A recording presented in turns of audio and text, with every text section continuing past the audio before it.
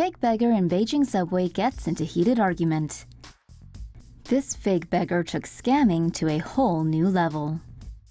This video of a presumed beggar getting into a heated argument with security on a Beijing subway went viral in China. The footage shows the high-tech, supposedly homeless man holding a box with a QR code printed on it, soliciting cyber payments from passers-by.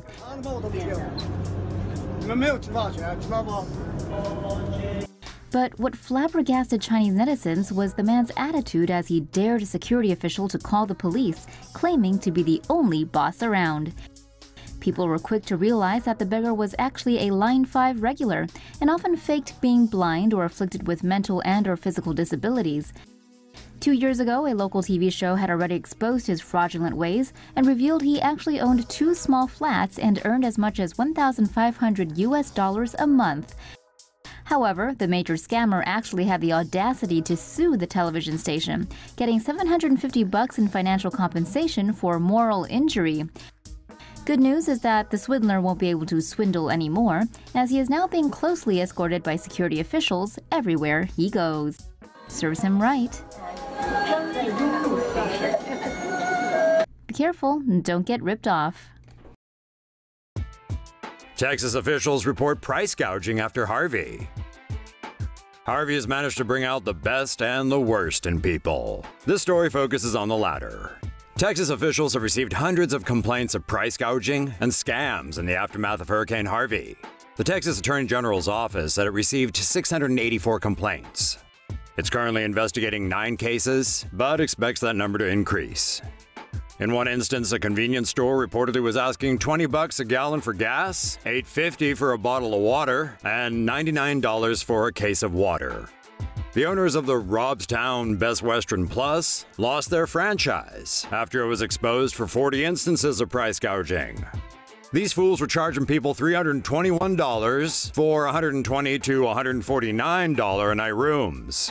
The Tropic Inn owners are now being investigated by the Attorney General, and then there were places like Best Buy trying to get people to pay per bottle price for a case of water.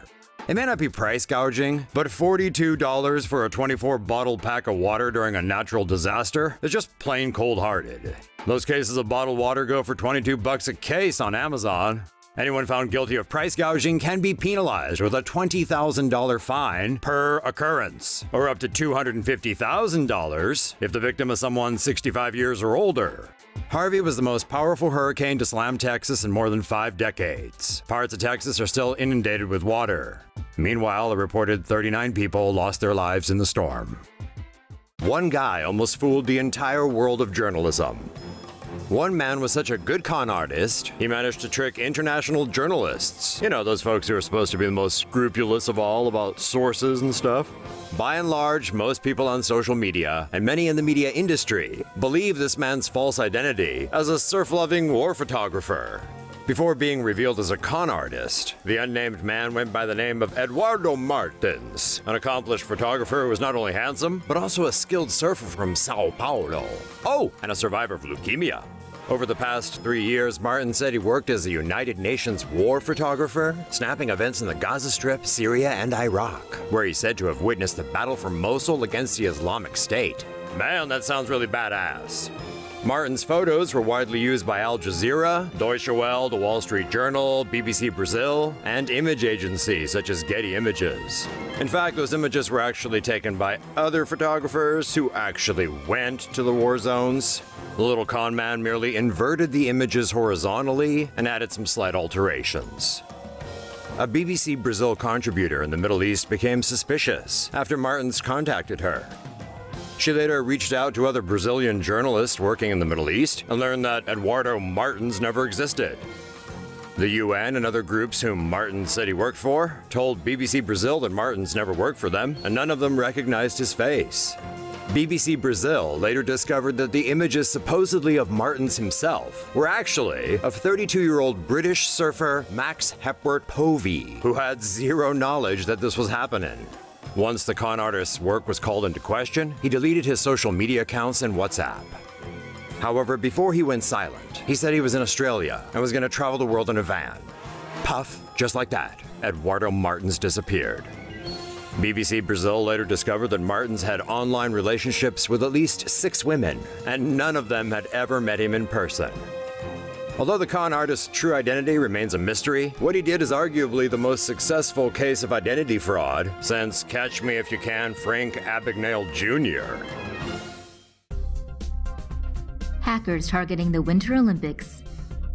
The Pyeongchang Olympics had been plagued by numerous cyber attacks well before the opening ceremony, and it seems the hackers are only just getting started.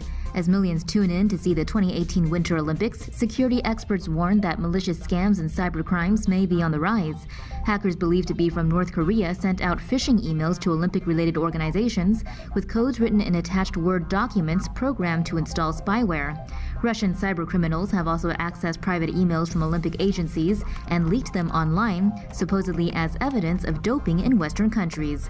The worst-case scenario, according to experts, would be if hackers tried to tamper with a venue's electronic system or an event's results.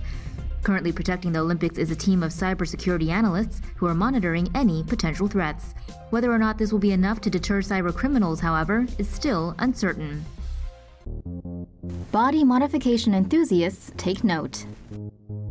A Canadian model could be losing one of her eyes after a botched procedure left it swollen and purple.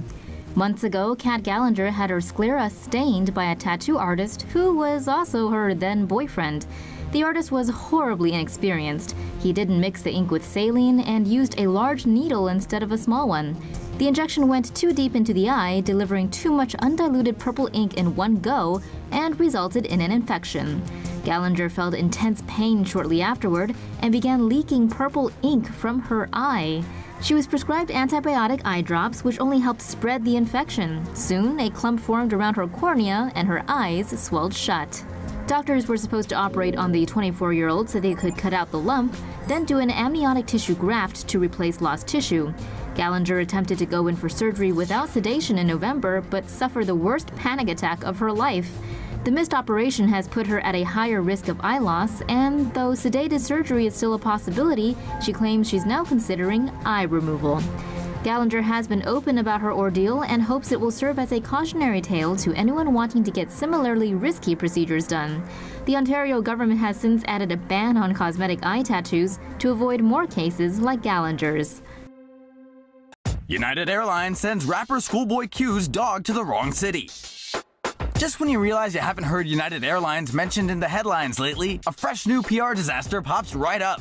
This past weekend, a passenger's pet ended up in the wrong city, and unfortunately for the troubled airline, this particular passenger carries his own mic.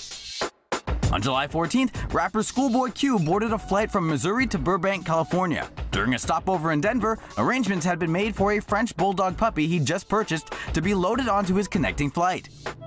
But when Schoolboy Q landed and went to greet his new pet, he was stunned to find someone else's animal in the cage.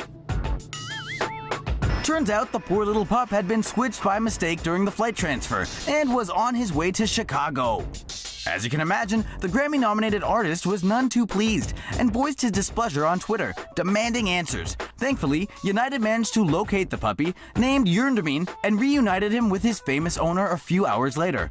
United issued the disgruntled rapper a full refund and a public apology, but unsurprisingly, Schoolboy Q still has a serious bone to pick with the airline. He told CNN he plans on suing. Spray gel could cover ATM thieves with evidence for 5 years. This is what crooks could look like next time they try and decide to swipe money from ATMs in England. The Co-op, a British supermarket, has outfitted ATMs in 2,500 stores with a traceable spray gel to deter would-be criminals. When someone tries to break into an ATM, their clothes and face are sprayed with a gel. Each sprayer has its own forensic identifier, and only a speck of this is needed from the suspect to match it to the ATM. The gel is visible under an ultraviolet black light. Developer company Smart Water say the gel can be traced up to 5 years after being sprayed.